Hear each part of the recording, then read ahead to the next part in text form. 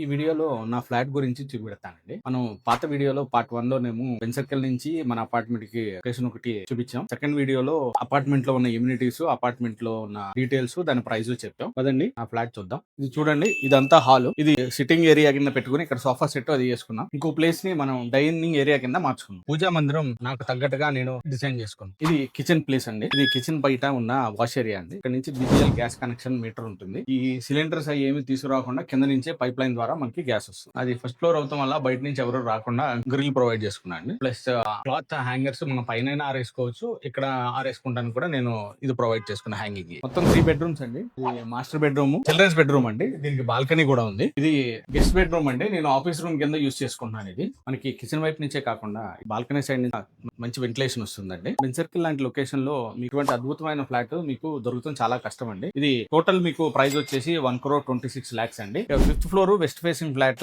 SFT 6,999 కి వస్తుందండి. ఇది కూడా మార్చి వరకు నేను 3 బిహెచ్కే ఫ్లాట్ నాకు నచ్చిన విధంగా నేను చేపించుకున్నానండి. మీకు నచ్చిన విధంగా మీరు చేపించుకోవచ్చు. మీరు ఇన్వెస్ట్మెంట్ ప్లాన్ చేసుకోవాలనుకున్నా కానీ రెంట్ పరంగా 35,000 రెంట్ వస్తుంది. అది ఈఎంఐ మీరు ప్లాన్ చేసుకోవచ్చు. అది సైట్ విజిట్ కి ఎప్పుడు వస్తున్నారని మీరు చూసుకుని ప్లాన్ చేసుకోండి. Thank you very much.